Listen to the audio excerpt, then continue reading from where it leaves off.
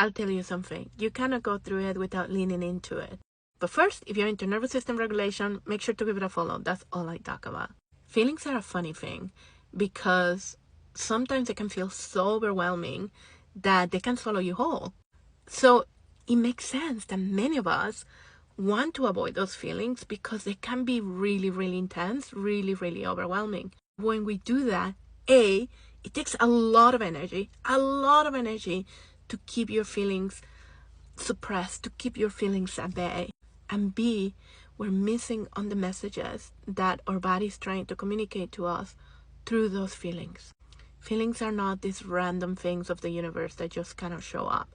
They are trying to communicate to us what our experience is like in life so that we can do something to protect ourselves, to survive, to actually have a better experience in life. But Sandra, how do we do this when these feelings are so overwhelming?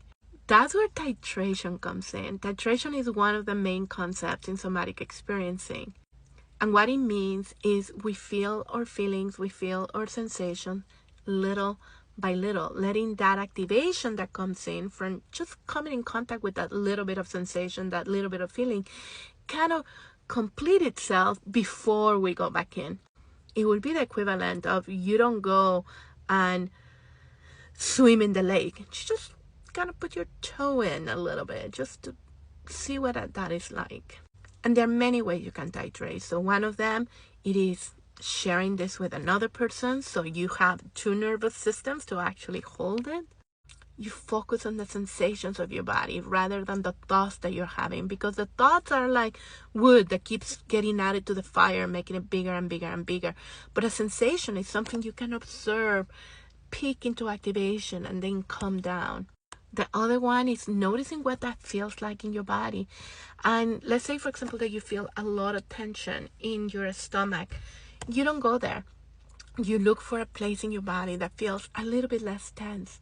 And you notice that first before you go to that big tension. The trick here is we want to remind ourselves that at any given time, we can hold two feelings and two sensations at once.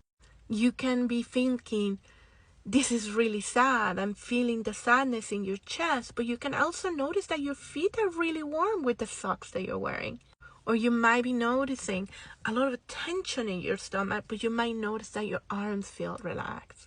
When we allow our body to hold two things at once, to notice two things at once, it's a lot easier to actually notice the feelings, notice the sensations without being swallowed by them.